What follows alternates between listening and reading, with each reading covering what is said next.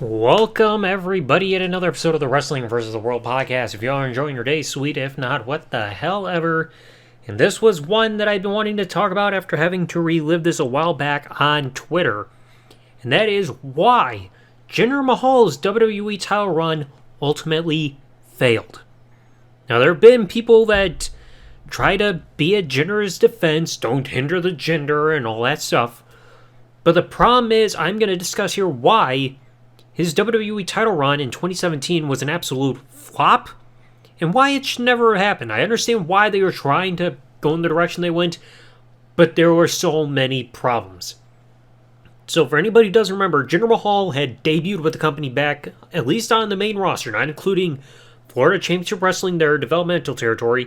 He debuted in 2011, and his whole character was that he was the Great Khali's brother-in-law, and he held that title above the Great Khali's head, and he said if Khali does not obey his orders, he will end up divorcing his sister, Jinder Mahal's wife, but Great Khali's sister, and send her back into poverty, in order to control the Great Khali to do whatever he wants. So he had been involved with the company since then, even though he had a period where he was gone when he was released. But then out of nowhere, shortly after they started the storyline, they dropped it, and Jinder Mahal was never the same. Now, one of the biggest stigmas we stick with Jinder Mahal is that he is pretty much at the bottom of the barrel in terms of where he is on the ladder, aka enhancement talent. Better term than using jobber, really, when you look into all of it. But you look at this guy's win-loss record, it is astounding. Now, when I go by the win-loss record, I'm going to be referring to his televised matches, so no house shows or dark matches. So this is going to be everything that happened on Raws, SmackDowns, NXT, main event, you name it. So in 2011, he had 23 matches. Out of all 23 televised matches, he won 8 of them and lost 15 of them. In fact, 2 matches that he had in a certain week, the October 3rd, 2011 edition of Raw, and then that same week on SmackDown on October the 7th, he had 2 very short lost matches. In fact, October 3rd, 2011 Raw, he lost in 33 seconds to Santino Marella. And then that same week on SmackDown, he lost in less than 2 minutes to Ezekiel Jackson. Not very promising there when you have that win-loss record like that, and you lose in matches that short. Now you get to 2012, his best win-loss record there of his entire WWE career, but that's not saying a whole lot. Out of these 65 televised matches, he won 29 and lost 36. The only reason he was getting a lot of wins was because they were also having him do stuff over in NXT, and that was around the time that they were trying to build up who's going to be the first NXT champion, which ended up being Seth Rollins. And then later on that year, that's when he formed 3MB with Drew McIntyre and Heath Slater. So yeah, his best win-loss record on television, 29 wins and 36 losses out of 65 matches. And then it all goes to shit after that. 2013, out of 48 matches, he won 3 and lost 45. Holy crap. 2014, the year he was released, so there's not going to be a whole lot of matches here. Out of the 24 televised matches he had that year, he won 1 and lost the other 23. And then, of course, he was released after WrestleMania 30. Then when he came back in 2016, out of the 20 televised matches since he came back, he won 3 and lost 17 of them. And then when you get to 2017, these are all the matches he had right before he became number 1 contender. Out of the 17 televised matches that he had, right before he won that 6-pack challenge, he had won 4 matches and lost the other 13 out of the 17 matches he had. Think about that for a second. Out of all the 197 televised matches that this man had right before becoming number 1 contender to the WWE Championship, he won 48 out of the 197 televised matches he had between 2011 and 2017. That is a terrible win-loss record. I mean, yeah, the people that could probably have worse than that would be like the Brooklyn Brawler or Barry Horowitz. But that is horrible. Because then you look at the guy's last match that he had right before the 6-pack challenge was a week prior, April 11, 2017 edition of SmackDown, he lost in a pretty short match against Mojo Rawley because of Mike Gronkowski. Yeah, he was also the runner-up in the Andre the Giant Memorial Battle Royal WrestleMania 33, but he also still lost a follow-up match to Mojo. But then things all went downhill because on April 18, 2017 edition of SmackDown, Jinder Mahal won a 6-pack challenge against Mojo Rawley, Dolph Ziggler, Eric Rowan, Luke Harper, and Sami Zayn, which got him the WWE Championship match at Backlash against Randy Orton. Now, they did do something right. They did the whole thing with the heel where he's champion. He'll try to retain by any means necessary, so he's going to have people by his side, and that's when he brought in the Singh brothers. But then, out of nowhere at Backlash, he wins the championship, which was just absolutely stupid because the biggest problem that you had here, even before making him number one contender, they did not do anything to build this man's credibility to make him a legit challenger to the WWE Championship in the first place. Usually when you name a number one contender for any championship, whether it be WWE, World Heavyweight, whatever at that time, the best thing to do is make sure that you have the opponent be built up so properly that it casts doubt in people's minds that the champion could retain. You have to build that up in order to completely get rid of anybody's make them suspend their disbelief, think, hey, this guy has a chance. We could see a new champion. But nobody thought that with Jinder Mahal because you did nothing to build him up to be a credible main eventer.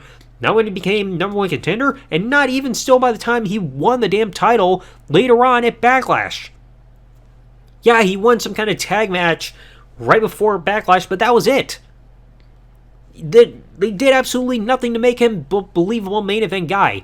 By the time he became WWE Champion, he still had that whole enhancement talent stench to him.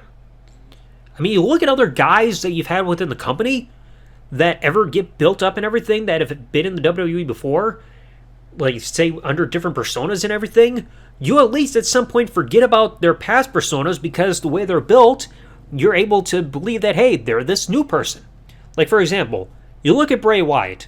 Do you instantly look at him and think of Husky Harris? Probably not. You know why? Because the company presented him and built him up enough to the point where you completely forgot about the past and you are more invested in this current character. You don't think Husky Harris anymore because all you see is the current day Bray Wyatt. You hear about Kane. When you look at him when he debuted, if you even had the knowledge back then, you didn't think Isaac Yankem or Fake Diesel. You thought of this pyromaniac that's the kayfabe brother of The Undertaker. You didn't think about this past stuff. The problem is with Jinder Mahal, like I said, they did absolutely nothing to rectify his past and make people believe that he was a credible challenger for the WWE Championship. If they wanted to put the title on him because of the reason, like trying to present him like an Indian character, even though he's not really, but still to present him that way to try to build up the Indian market, because that was suddenly the direction they were going with, that's fine, but you have to build him up to maintain that, to build up any credibility to make it work. And they absolutely failed at that. You can't just make somebody a number one contender and make them go from enhancement talent to WWE Championship material overnight. That's not how it works. You have to build them up. No ifs, ands, or buts about it. And then you look at his WWE title run, a shock defeat when he won the title from Randy Orton at Backlash. It was pretty much the exact same type of setup / outcome when they had the rematch of Money in the Bank. And then the only reason he won at Battleground because the Great Khali out of nowhere, yeah, I'm here. And he just interferes just because, and they never follow up on why that happened. And then you had the whole thing, of course, where he quickly defeated Baron Corbin with the attempted money, or the successful Money in the Bank cash-in. So Baron got embarrassed there in quick fashion. Then you had the bad matches against Shinsuke Nakamura, which did not do Shinsuke any favors. And then you also look at the big problem also as well. Survivor Series that year, he was supposed to have been a champion versus champion match where he was going one-on-one against Brock Lesnar. Brock being Universal Champion, Jinder being WWE Champion. And once again, when you have something built up, you have to give some kind of credibility put out there to make somebody seem like they're a feasible opponent. The problem is, when Paul Heyman was trying to build up the match before they changed directions, he didn't even try to present Jinder as a threat, he's just like, oh, ha ha. Like, does he stand a chance? They didn't make it seem like anybody was going to care about this guy, because if Paul Heyman can't get you to care, you're screwed at this point. Because Paul Heyman can build up anything. Then they realize, oh shit, this experiment's not working with building up Jinder for what we wanted, so they took the title off of him and then put it on AJ, so then AJ got the match against Brock. So, like, they did Jinder no favors to make him a believable main event guy. Like I said, you can't have a guy who's at the bottom of the barrel, have him win a number one contenders match, and then automatically just snap your fingers and make people think that it's going to make him a credible main event main event level talent. You can't do that overnight. You have to build. You have to build him up so that people forget about the past and they can believe that this guy fits in this role.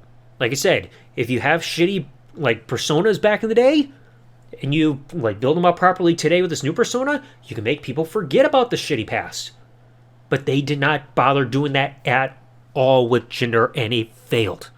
The bad matches, you had the whole typical heel thing of where you had the guys on his side to help him, which again, it's kind of typical heel cheating and having bodyguards and all that shit. But again, they did absolutely nothing to make people look at him and forget about his past of just his terrible win-loss record in the 6 or so years since he first debuted on the main roster. Like I said, if you build him up, you forget about the past and make people try to believe that he's works for this tier on the totem pole. You've had guys who have been at the bottom of the totem pole and also main event that may or may not have been believable depending on who you are. I mean, we've seen Dolph Ziggler. He's been World Heavyweight Champion. He's also been at the bottom of the barrel. Jack Swagger, yeah, he flopped as World Heavyweight Champion, but they at least made him champion. And then he's also been at the bottom of the barrel too. We've had guys that have been on both areas of the spectrum. Some work, some don't, but it's all about presentation. You don't present them as a legit threat in the build-up to them getting the spot, it's going to fall flat in their faces. Let's be real here. So, let me know in the comment section below, what did you all think about Jinder Mahal's WWE title run, and even to build up to even be number one contender? Like I said, they handled this so poorly that it's not even funny. So, let me know in the comment section below what you guys thought. If you enjoyed today's episode, please remember, leave a like, subscribe with the bell turned on if you're listening to this on YouTube, or follow if you're listening to this podcast on any other service that this podcast is available on. And I'll catch you all in the next episode. Thanks for listening, everybody. Like, comment, subscribe. Peace out, and good day, everybody.